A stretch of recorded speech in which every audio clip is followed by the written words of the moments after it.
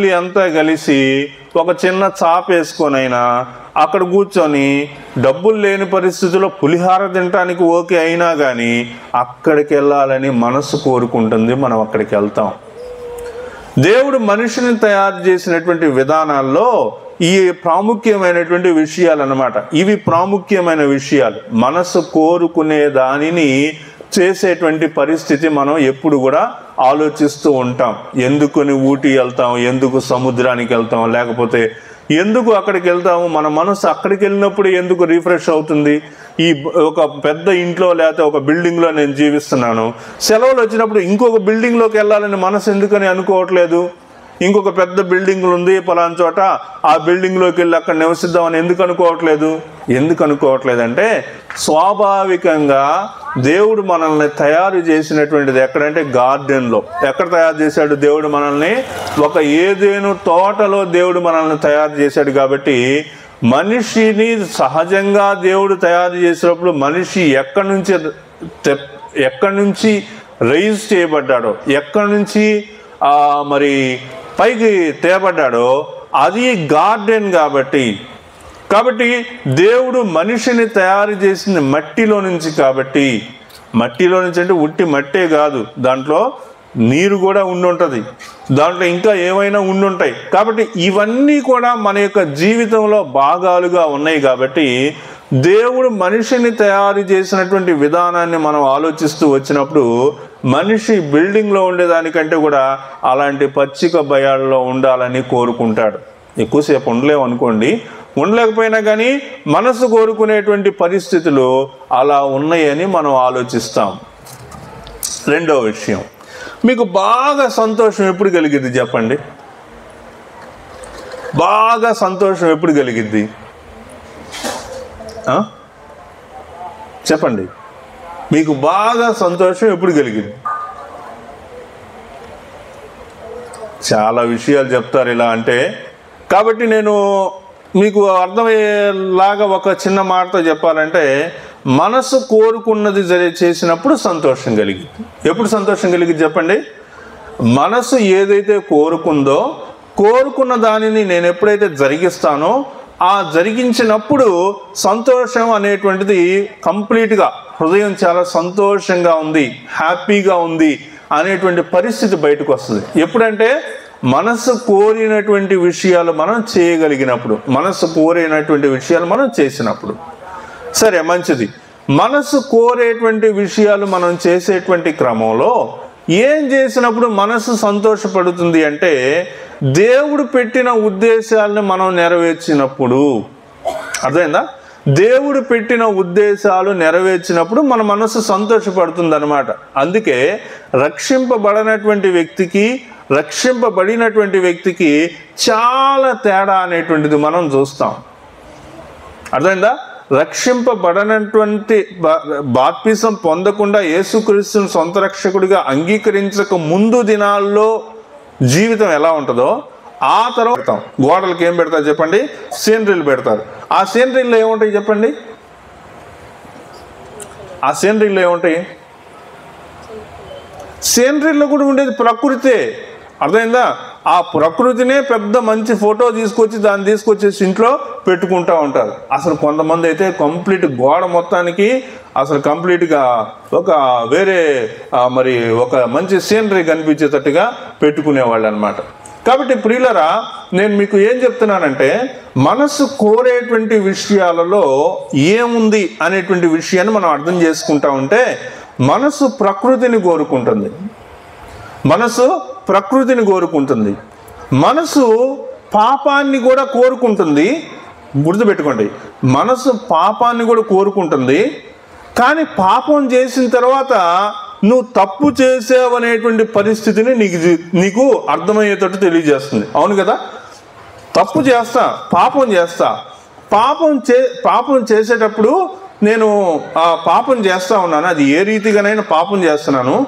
పాపం చేసిన తర్వాత నేను ఆ పాపాన్ని బట్టి సంతోషించేటట్టుగా ఉండదు నా మనసు. ఆ పాపాన్ని బట్టి నా మనసు ఏమవుతుంది? వేదన చెందుతా ఉంది. ఏదో ఒక విషయం, అంటే నేను నా యొక్క దేహానికి సరిపడనటువంటి ఒక విషయం, లేకపోతే నా హృదయానికి సంబంధించినటువంటిది కానటువంటి ఒక విషయం ఏదో ఒకటి అడ్డుపడుతున్నట్టుగా నా మనసు అభిప్రాయపడతా ఉంటుంది. దాన్ని ఎవరు తీసేయలేరు. ఒక్కళ్ళే తీసేయగలరు. ఎవరు? ప్రభు అయినటువంటి యేసుక్రీస్తు వారు. అది కూడా దేని ద్వారా? క్షమాపణ అనేటువంటి దాని ద్వారా. ప్రభువా నన్ను క్షమించు, నేను తప్పు చేశాను, నేను పాపం చేశాను అనేటువంటి మాట ద్వారా అదంతా కూడా పోతుంది అనేటువంటి విషయాన్ని మనం అర్థం చేసుకోవాలా. ఒక తెల్ల గోడ ఉందనుకోండి, ఆ గోడ మీద నువ్వు చక్కగా తెల్లటి రంగు వేసి పెయింట్ వేసావు, బాగుంది, తెల్లగా కనిపిస్తుంది గోడ. కానీ ఈ లోపల ఒక పంది అటుగా వెళ్తూ దాని మీద ఉన్నటువంటి బురదంతా కూడా ఆ గోడ మీద ఊరకట్ట చల్లేసింది. వెళ్ళిపోయింది, నువ్వు చూడలేదు, వెళ్ళిపోయింది.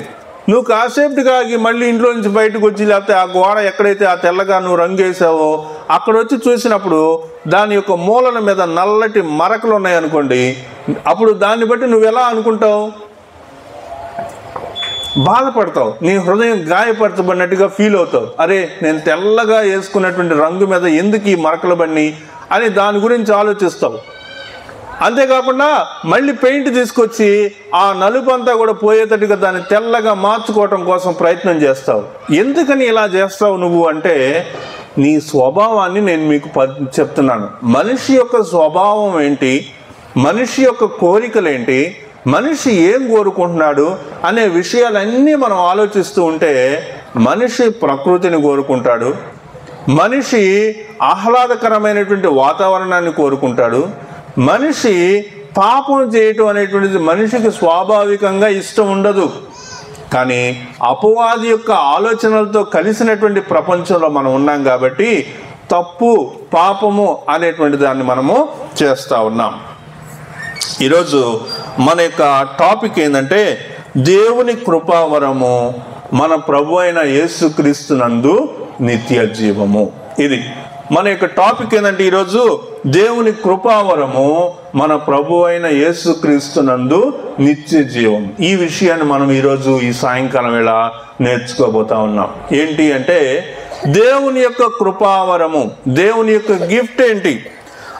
Gift of God is eternal life. అంటే దేవుని యొక్క బహుమతి. ఇక్కడ మనం గిఫ్ట్ అనే దానికి బహుమతి అనుకుంటాం, కానీ వాక్యంలో ఏం రాశాడంటే, గిఫ్ట్ అంటే కృపావరము లేదా వరము కాకపోయినా కృప. దేవుడు ఇచ్చినటువంటి కృప ఏంటి అంటే, నిత్య జీవం అనేటువంటి కృప మనకిచ్చాడు.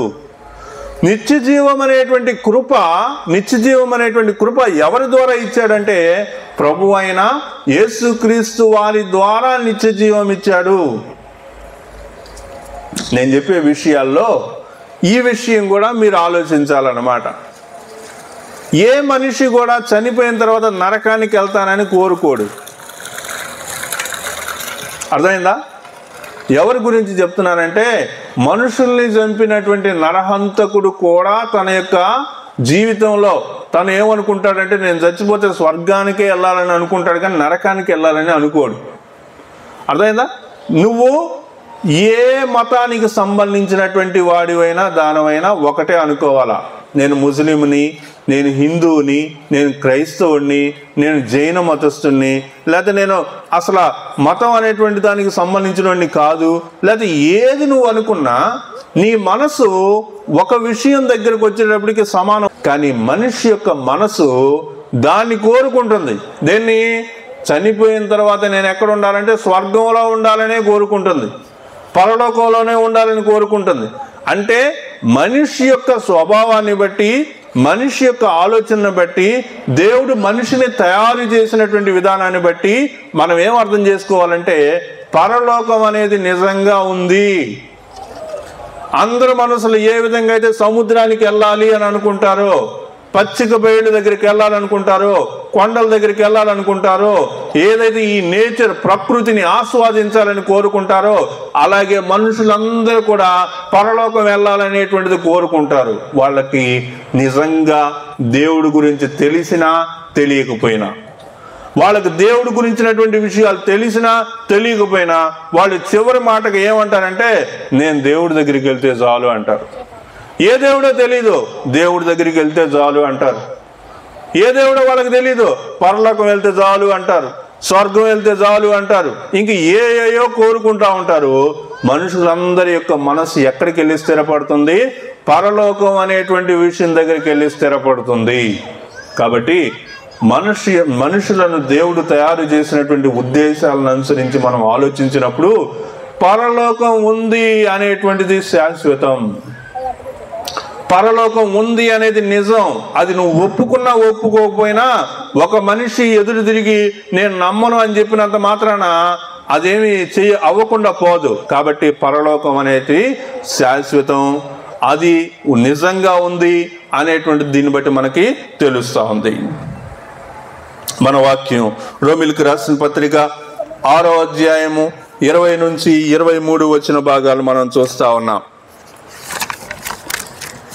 రోమిలికి రాసిన పత్రిక 6వ అధ్యాయము 1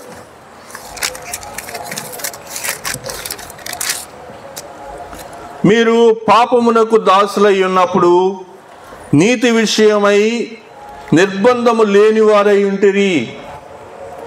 పాపమునకు దాసులై ఉండేటువంటి కాలంలో నీతి అనేటువంటి విషయం గురించినటువంటి విధి ఏమీ లేదు. ఇంకా అంటే నేను పాపంలో జీవిస్తున్నాను, నా యొక్క ఆలోచనలు, కోరికలు, ఉద్దేశాలు అన్నీ దేనికి సంబంధించినవి అంటే పాపానికి సంబంధించినవే ఉన్నాయి. కొద్దిగా వాక్యం జాగ్రత్తగా మీరు వినగలిగితే ఇది చాలా ఈజీగా మనం అర్థం చేసుకోవచ్చు. ఈ లోకంలో ఉన్నదంతా ఏముందంటే శరీరాశ, నేత్రాశ, జీవపుటంబం, ఇవే ఉన్నాయి. ఈ ఎవరి వల్ల కలిగినవి? దృష్టి నుంచి కలిగినవి, అంటే అపవాది నుంచి కలిగినవి అన్నమాట. అంటే నువ్వు ఉదయం నిద్ర లెగిసిన తర్వాత కళ్ళు తెరిచి చూసిన కాడ నుంచి నీకేం కనిపిస్తుంటాయి అంటే 3 విషయాలు నీకు కనిపిస్తుంటాయి. ఏం కనిపిస్తుంటాయి? శరీరాశ, నేత్రాశ, జీవపుటంబం. శరీరాశ అంటే ఏమి తిందుమో, ఏమి ధరించుకుందుమో అనేటువంటి విషయాలు. ఇప్పుడు ఏం చెప్తా ఉన్నాను నేను? శరీరాశ. శరీరాశ అంటే ఈ శరీరాన్ని పోషించుకోవటానికి నేను చేసేటువంటి ప్రయత్నాలు అన్నమాట. మా చిన్నతనంలో స్కూల్కి వెళ్ళే రోజుల్లో ఒంగోలులో ఏముంటాయి అంటే, ఒంగోలులో బజార్లోకి వెళ్ళి చూస్తే బ్రాహ్మణ హోటల్స్ అని ఉండేవి. ఏముండేవి? బ్రాహ్మణ హోటల్స్. ఇంకా కరెక్ట్గా చెప్పాలంటే శాకాహార భోజనం అని రాసి ఉండేది. ప్లేటు 20 రూపాయలు, 30 రూపాయలు, ఆ విధంగా ఉండేది. ఇప్పుడు ఏమైందంటే శాకాహార భోజనం అనేది లేదు అసలు కంప్లీట్గా. అది ఎక్కడో ఒంగోలులో మొత్తం మీద ఒక 2-3 హోటల్స్ చెప్తే ఇంకా అంతకు మించి లేవు. ఇప్పుడు ఇప్పుడు సందుకి గొంతుకి ఏమున్నాయి చెప్పండి? ఏమున్నాయి చెప్పండి? బిర్యానీ. నీ శరీరానికి ఏ ఆహారం నీకు ఇష్టమో అది ఉన్నాయి అన్నమాట. పాపం ఒంగోలులో వాళ్ళకి బిర్యానీ తిని ఎగుడు కొట్టినట్టుంది. అందుకని ఇప్పుడు మ్యాండీ బిర్యానీలోకి దిగారు అందరూ. కుర్చీలో తింటాం మానేసి నేల మీద కూర్చొని తింటాం అలవాటు చేసుకున్నారు. ఆహారాల్లో తినేటువంటి ఆహార విషయాల్లో నచ్చినటువంటి మార్పులోకి వెళ్ళిపోతున్నారు. ఇదేంద్రా ఈ ఆయిల్తో తింటాం ఏందని చెప్పేసి ఇప్పుడు అందరూ బార్బిక్యూ తినడానికి దిగారు, కాల్చుకొని తింటున్నారు. నేను ఒక హోటల్లో చూసా, ఇక్కడ ఒంగోలులోని రవిప్రియ మాల్లో అనుకుంటా. వాడు పొయ్యి తీసుకొచ్చి టేబుల్ మీద పెట్టాడు. పొయ్యి తీసుకొచ్చి ఎక్కడ పెట్టాడు? టేబుల్ మీద పెట్టి అక్కడే కాల్చి అక్కడే తింటున్నారు అన్నమాట. అంటే ఇక్కడ నేను చెప్పాలనుకున్న విషయం ఏంటంటే, భౌతికంగా దేవుడు మనల్ని తయారు చేసినప్పుడు ఎలాంటి ఆహారాలు మన కోసం పెట్టాడో అవి మర్చిపోయారు మనుషులు. వాటి నుంచి పోయి రకరకాలైనటువంటి ఆహారాలు తింటూ వచ్చారన్నమాట. ప్రియులారా, నేను చెప్పే విషయాన్ని కొద్దిగా మీరు గమనించాలి. హాస్పిటల్లోకి వెళ్ళినప్పుడు నీకు బాగలేక, ఆరోగ్యం బాగలేక హాస్పిటల్లో నువ్వు పడుకొని ఉన్నప్పుడు డాక్టర్ వచ్చి బిర్యానీ తినమంటాడా, యాపిల్ తినమంటాడా? ఏమ్మా? ఏం తినమంటాడు డాక్టర్ వచ్చి? ఫ్రూట్స్ తినమని చెప్తాడు. ఏమంటాడు? ఫ్రూట్స్ తినమంటాడు. దేవుడు మనిషిని తయారు చేసినప్పుడు మనిషికి తినటానికి ఏం పెట్టాడంటే ఫ్రూట్సే పెట్టాడు, బిర్యానీ పెట్టలా. దేవుడు ఆ ఏదైనా తోటలో ఆదామును అవ్వను తయారు చేసినప్పుడు వాళ్ళకి తినటానికి ఏం పెట్టాడు? దేవుడు ఏం పెట్టాడు? ఫలములే. తినటానికి అన్ని పండ్లు ఇవే పెట్టింది. ఏం పండ్లు అంటే ఏదైనా తోటలో ఉన్న పండ్లన్నీ కూడా మీరు తినటానికి ఇవే మీ యొక్క ఆహారం అని మొదటిసారి చెప్పాడు. కాబట్టి మనిషి తినటానికి ఆరోగ్యవంతమైనటువంటి ఆహారం అదే. కానీ అపవాది ఏం చేశాడంటే శరీరాశ, నేత్రాశ, జీవపు డంబము అనేటువంటి వాటిని పురికొల్పి భూలోకం అంతా కూడా వాటినే ఉంచాడు. మనిషి ఇప్పుడు రకరకాలైనటువంటి ఆహారాలు తింటున్నాడు. ఒంగోలులో చేయదగ్గ 3 బిజినెస్లు ఉన్నాయి, తెలుసా మీకు? ఒంగోలులో మీరు చేయదగినటువంటి 3 బిజినెస్లు ఏంటో చెప్పండి. 1, బిర్యానీ షాప్ పెట్టచ్చు. నువ్వు ఎన్ని బిర్యానీ షాపులు పెట్టినా ఒంగోలు తింటూనే ఉంటారు. ఇంకా జనానికి ఏం కావాలంటే 100 రూపాయలకి కడుపు నిండా బిర్యానీ అంటే బాగా వచ్చి తింటారు. బిర్యానీ బిర్యానీ బిర్యానీ. రెండో బిజినెస్ హాస్పిటల్ బిజినెస్. రెండోది ఏంటిది? హాస్పిటల్.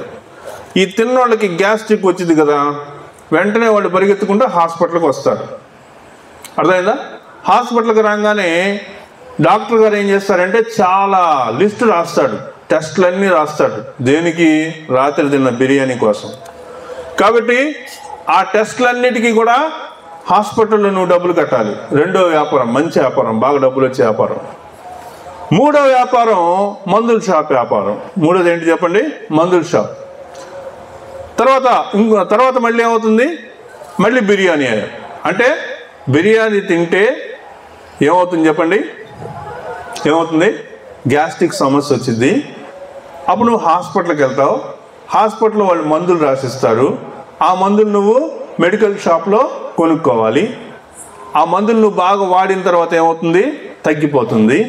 తగ్గిపోయిన తర్వాత మళ్ళీ ఏమవుతుంది చెప్పండి? మళ్ళీ బిర్యానీ తింటావు, మళ్ళీ గ్యాస్ట్రిక్ వస్తుంది, మళ్ళీ హాస్పిటల్కి వెళ్తావు, మళ్ళీ వాళ్ళు మందులు రాసిస్తారు, మళ్ళీ మెడికల్ షాప్కి వెళ్తావు, మళ్ళీ మందులు అక్కడ మెడికల్ షాప్లో తీసుకొని అవి వాడుకుంటావు. కాబట్టి ఒంగోలులో మనం చేయదగిన మంచి 3 వ్యాపారాలు చెప్పండి. ఏంటి చెప్పండి?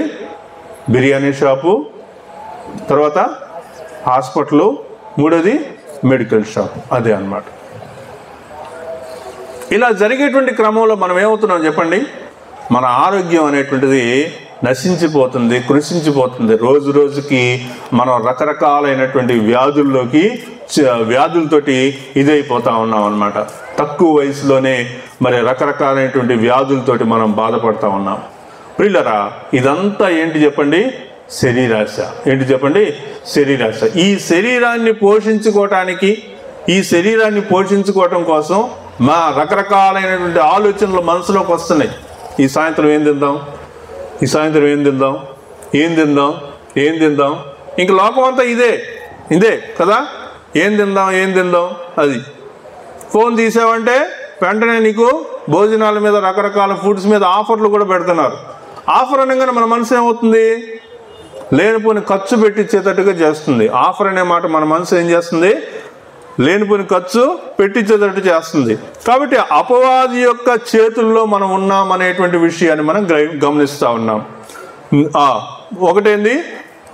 శరీరాశ అయిపోయింది. నేత్రాశ దగ్గరికి వద్దాం. నేత్రాశ అంటే ఏంటమ్మా? కన్ను. నాలుక అయిపోయింది ఇప్పుడు, రుచి అయిపోయింది. ఇప్పుడు కన్ను. చూసిందల్లా కావాలి. ఏం కావాలి? చూసిందల్లా కావాలి. కన్ను. ఈ రోజుల్లో మీరు ఫోన్ పట్టుకుంటే చాలన్నమాట. మీరు ఇంకా షాప్కి కూడా వెళ్ళాల్సిన అవసరంలా. వాళ్ళే యూట్యూబ్లో చీరలు ఏకంగా ఆడే చూపించేసి అమ్ముతున్నారు కదా. అదేంది? ఫ్రీ షిప్పింగ్ అంట, డబ్బులు కట్టాల్సిన అవసరం లేకుండా ఇంటికి వచ్చిస్తారంట. 300 రూపాయల నుంచే చీరలంట. ఇదేందో నేను వ్యాపారం బిజినెస్ మీకు ప్రమోట్ చేస్తున్నట్టుంది వాళ్ళ గురించి. సో ఇక్కడ విషయం ఏంటంటే మనిషి యొక్క నేత్రాశ అనేటువంటిది పెరిగిపోయింది. ఏం పెరిగిపోయింది? నేత్రాశ. చూసిందల్లా కావాలి. పెద్ద టీవీ కావాలి, పెద్ద కారు కావాలి, పెద్ద బిల్డింగ్ కావాలి. ఇవన్నీ నీకు ఎక్కడి నుంచి తెలుస్తున్నాయి? యూట్యూబ్లో కొంతమంది మహాతల్లులు ఏం చేస్తున్నారంటే వాళ్ళ వంటగది చూపిస్తున్నారు, వాళ్ళ బెడ్రూమ్ చూపిస్తున్నారు, వాళ్ళ బాత్రూమ్ చూపిస్తున్నారు, వాళ్ళ పిల్లలకి ఎట్ట స్నానం చేయించేది చూపిస్తున్నారు, ఏం బట్టలు వేస్తున్నారు చూపిస్తున్నారు. ఇంకా అన్నీ ఈ విధంగా అలా చూపించినప్పుడు ఆటోమేటిక్గా మనకు కూడా ఏమనిపిస్తుంది, ఓ ఇట్టు ఉండాలి కదా, మన యొక్క వంటగది కూడా ఇట్టు ఉండాలి కదా అని చిన్నగా మనం లేనిపోని ఎస్టిమేషన్స్ పెంచేసుకొని ఏం చేస్తున్నామంటే కష్టాలు పాలవుతున్నాం, నష్టాలు పాలవుతున్నాం. చాలామంది అప్పులు పాలవుతున్నారు. కాబట్టి అపవాది ఏం చేస్తున్నాడు అనేటువంటి విషయాన్ని మనం కొద్దిగా ఆలోచిస్తే, దేవుడు ఏదైనా తోటలో పెట్టినటువంటి పండ్లు ఆహారం కోసం దేవుడు పెడితే మనం వాటిని కంప్లీట్గా తినటం ఆపేసాం. ఇంకోటి ఏంటి?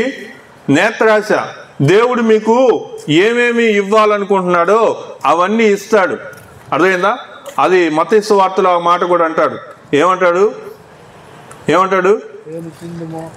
మీ దేవుడు మిమ్మల్ని మనిషిగా తయారు చేసినప్పుడు మీకు వస్త్రాలు ఇవ్వాలని, మీకు ఒక ఇల్లు ఇవ్వాలని, మీకు ఏం తింటాము ఏం తాగుతాం అనేటువంటి విషయాలు అవన్నీ కూడా పిచ్చుకలను చూడండి, అవి విత్తవు కోయవు కొట్లలో కూర్చుకొనవు, అయినా కానీ మీ పరలోకపు తండ్రి వాటిని పోషిస్తున్నాడు, వాటికంటే మీరు శ్రేష్ఠులు కారా అని అడుగుతూ ఏమంటున్నాడంటే, నీకు ఏం కావాలో అవన్నీ దేవుడికి ముందుగానే తెలుసు, నీకు ఏమి అవసరమో దేవుడికి తెలుసు, నువ్వు ఏం చదవాలో దేవుడికి ముందుగానే తెలుసు, నువ్వు భవిష్యత్తులో ఏం అవుతావో అనేటువంటి విషయాల్లో దేవునికి ఒక ప్రణాళిక ఉంది. కాబట్టి మనం ఏం చేయాలంటే ఆ ప్రణాళిక నెరవేర్చు ప్రభువా అనేటువంటి ప్రార్థనే మనం చేయాలి, కానీ లేనిపోని విషయాలతోటి మనం సతమతం అవ్వకూడదు.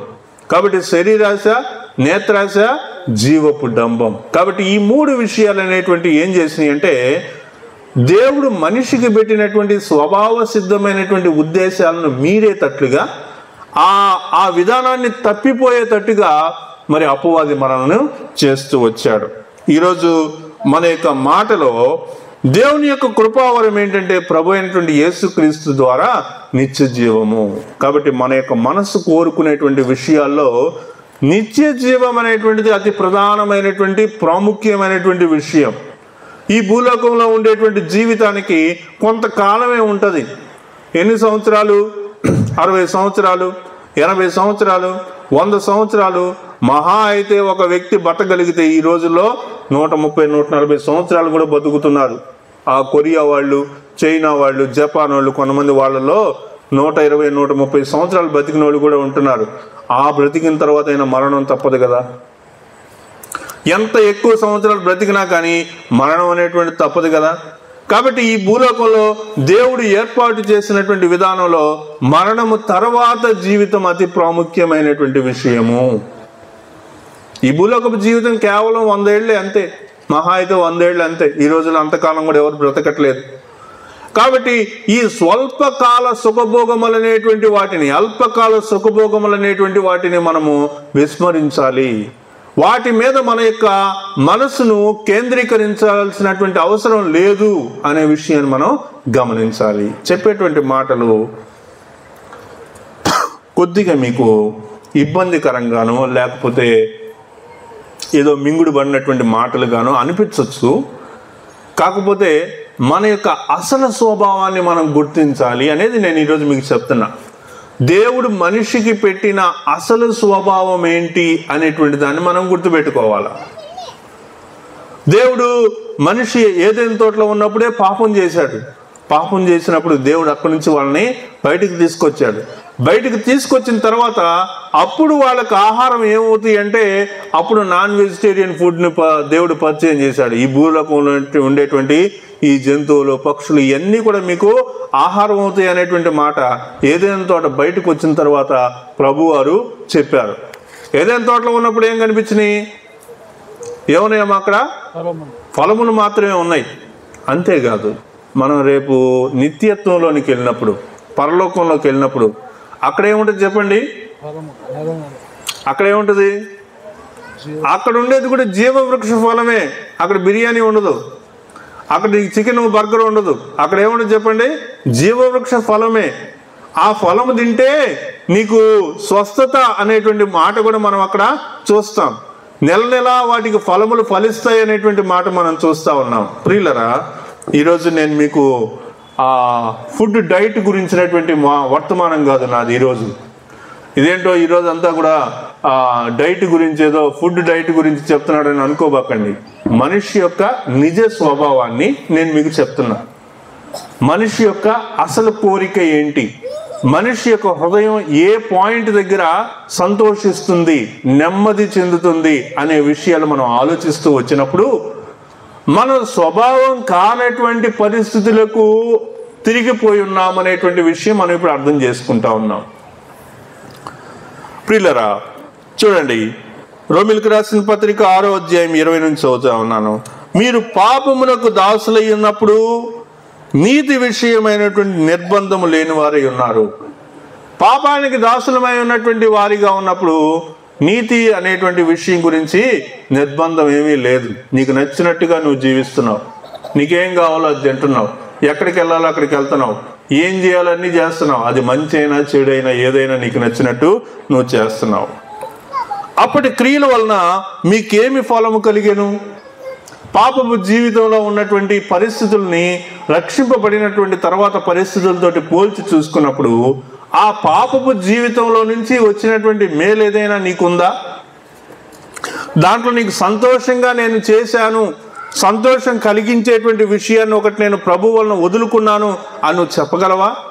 కాబట్టి పాపము చేసేటువంటి క్రమంలో, పాపపు జీవితాన్ని మనం జీవించేటువంటి క్రమంలో మనం ఏదైతే చేశామో వాటి వలన మనకు ఏమి ఫలము కలిగింది? ఫలమేమి లేదు. వాటిని గురించి మీరు ఇప్పుడు సిగ్గుపడుతున్నారు కారా? పాపం చేసేటువంటి దినాల్లో ఫలానా పాపం నేను చేశాను కదా అనే విషయాన్ని బట్టి నీవు రక్షింపబడిన తర్వాత కూడా నీ మీద కొన్నిసార్లు ఆ నేరారోపణ జరుగుతూ ఉంటుంది. ఫలానా సహోదరియా, ఇప్పుడు ప్రభువు నమ్ముకుందిలే, ఇప్పుడు ప్రభువు నమ్ముకుంది, కానీ ఆ స్త్రీ బతికినటువంటి పరిస్థితి మీకు తెలియదా? ఏముందిలే ఈ రోజుల్లో, కప్పిపుచ్చుకోవటానికి ప్రభువుని నమ్ముకుంటున్నామని అంటున్నారు. ఈ మాటలన్నీ అనట్లేదా బయట? కాబట్టి కొన్నిసార్లు మనం చేసినటువంటి పాపాల వలన, మనం చేసినటువంటి అపరాధాల వలన, వాటి గురించి ప్రభువు నమ్ముకున్నప్పటికీ కూడా కొన్ని పరిస్థితుల్లో వాటిని బట్టి మనం ఏమవుతున్నాము?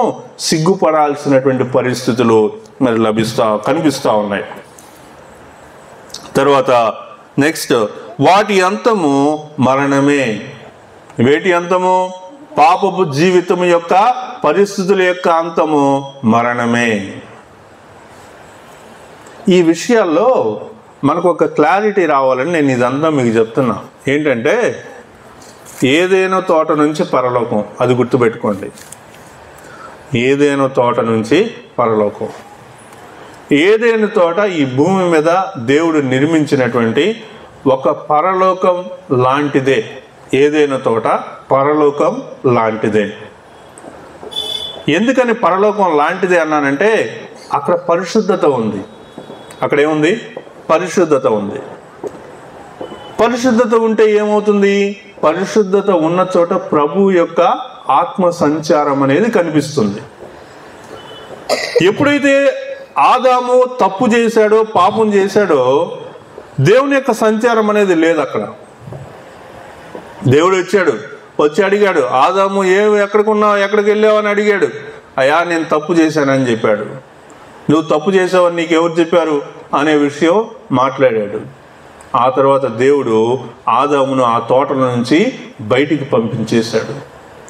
అంటే ఇక్కడ ఏదేను తోట పరిశుద్ధమైనదే, కానీ పరిశుద్ధంగానే ఉండాలి దాంట్లో ఉండేవాడు. అపరిశుద్ధంగా పాపంతో ఉండేటువంటి వాడు ఏదైనా తోటలో నివసించడానికి యోగ్యుడు కాదు. పరలోకం కూడా ఇంతే. పరలోకంలో ఉండేటువంటి వాడు కూడా ఎలాంటి వాడైతే ఉంటాడు చెప్పండి? పాపిగా ఉండేటువంటి వాడు ఉండడు. నేరారోపణ, దోషారోపణ చేయబడినటువంటి వాడు ఉండడు. ఎవరుంటారంటే పరిశుద్ధులు మాత్రమే దాన్ని స్వతంత్రించుకుంటారు. కాబట్టి 22వ వచనం చూస్తున్నాను. అయినను ఇప్పుడు పాపము నుండి విమోచింపబడి దేవునికి దాసులై ఉన్నందున పరిశుద్ధత కలుగుటయే మీకు ఫలము. పాపంలో ఉన్నప్పుడు మీకేం కలిగింది? పాపంలో ఉన్నప్పుడు మీరు ఆ పాపమును బట్టి, చేసిన పాపమును బట్టి ఏమవుతున్నారు? సిగ్గుపడుతున్నారు. ఏమవుతున్నారు? సిగ్గుపడుతున్నారు.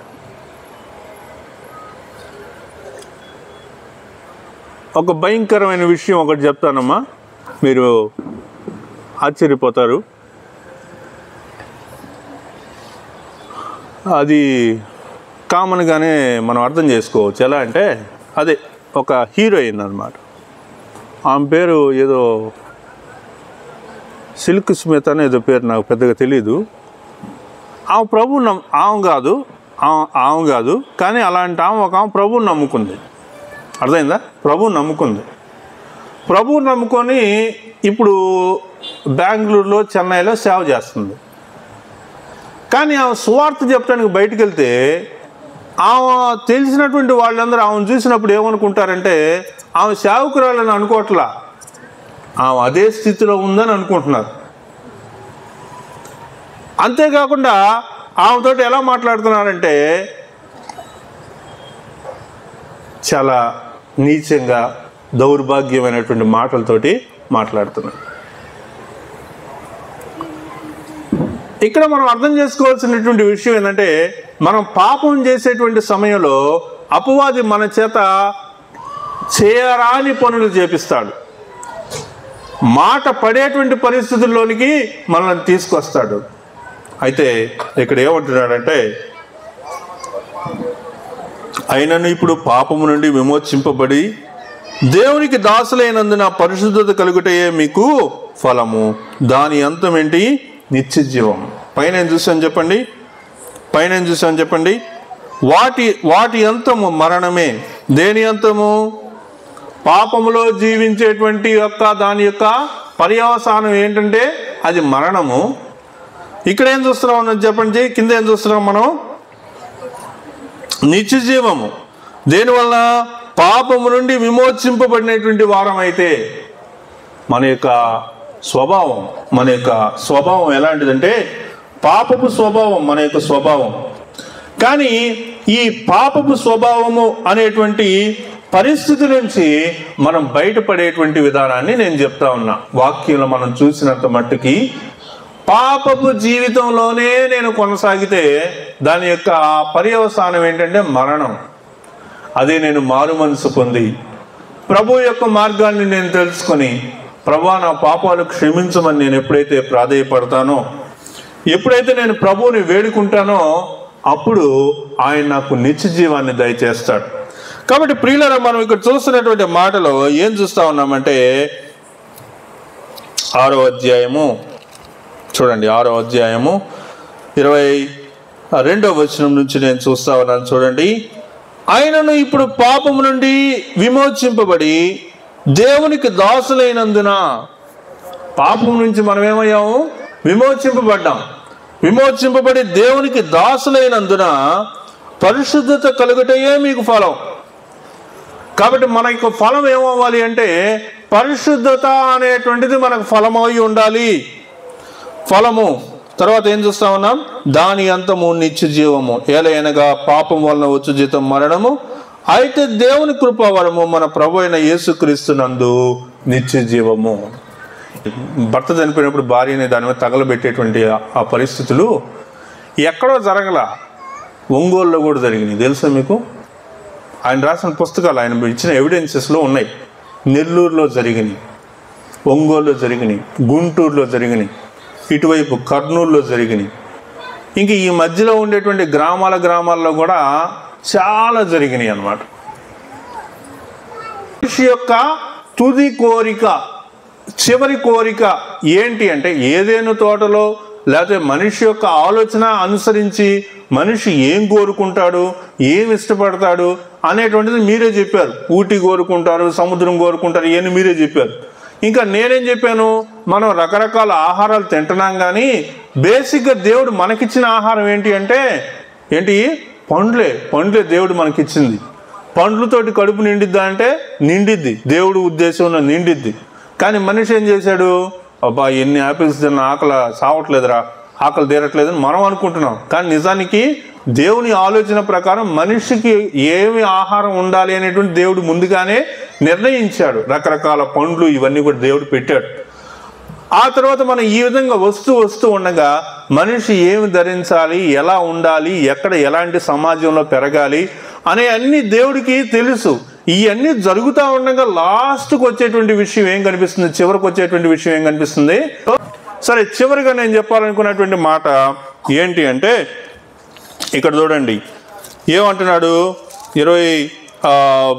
23వ వచనము, ఏలయనగా పాపం వలన వచ్చి మరణము, అయితే దేవుని కృపావరము మన ప్రభువైన యేసుక్రీస్తునందు నిత్యజీవం. ఆ కృపావరమును మనం పొందుకోవాలి.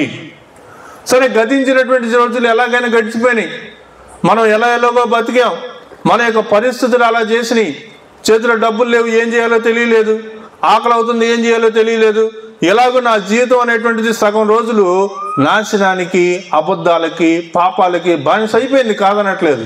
కానీ అదే జీవితాన్ని నేను ఇంకా కొనసాగిస్తూ ఉంటే, అదే జీవితాన్ని నేను అలానే తీసుకెళ్తూ ఉంటే ఏమవుతుంది? నా జీవితం మరణానికి, నరకానికి దారి తీస్తుంది. కాబట్టి ప్రభువారు ఇచ్చేటువంటి కృపావరం ఏంటంటే నిత్య జీవము. ఈ నిత్య జీవం అనేటువంటిది దేని ద్వారా అంటే కేవలం ప్రభువైన యేసుక్రీస్తు వారి ద్వారా మాత్రమే. ఒకవేళ నేను గనక ప్రభు అయినటువంటి యేసుక్రీస్తు వారిని నమ్ముకోకుండా, ఆయన యొక్క మార్గంలో నేను నడవకుండా నేను అలానే కనుక జీవిస్తూ ఉంటే మరణం అనేటువంటిది, నరకం అనేటువంటిది నా మీద ప్రాప్తం అవుతుంది. కనుక ప్రభువారు ఇచ్చేటువంటి ఆ యొక్క బహుమతి ఏంటి? ఆ కృపావరం ఏంటి? రక్షణ అనేటువంటి కృపావరము. ఆ కృపావరాన్ని మనం ఎప్పుడైతే పొందుకుంటామో అది మనకేమవుతుంది? నిత్య జీవం అవుతుంది. స్వాభావికంగా దేవుడు మనకిచ్చింది ఏంటంటే, దేవుడు మనకిచ్చిన వాగ్దానం ఏంటంటే నిత్య జీవం అనేటువంటి వాగ్దానాన్ని దేవుడు మనకి ఇచ్చాడు. కానీ ఆ నిత్య జీవం అనేటువంటి దాన్ని మనం పొందుకోకుండా శరీరాశ, నేత్రాశ, జీవపు డంబం అనేటువంటి రకరకాలైనటువంటి విషయాల ద్వారా అపవాది మనల్ని ఏం చేస్తున్నాడు? నిత్య జీవానికి పోకుండా చేస్తున్నాడు. కాబట్టి ప్రియులరా, నిత్య జీవం కొరకు మనం ప్రభు అయినటువంటి యేసుక్రీస్తు వారిని సొంత రక్షకుడిగా అంగీకరించాలి. నిత్య జీవం మనం పొందుకోవాలి అంటే క్రీస్తు ప్రభు వారు ఒక్కరే మార్గం అనేటువంటి విషయాన్ని మనం గమనించాలి.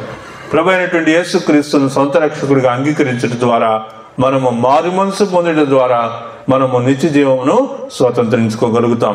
దేవుడు ఈ యొక్క మాటల్ని మన యొక్క వెనుకల్లో ఆశీర్వదించి దీవించును గాక. ప్రార్థన చేసుకుందాం.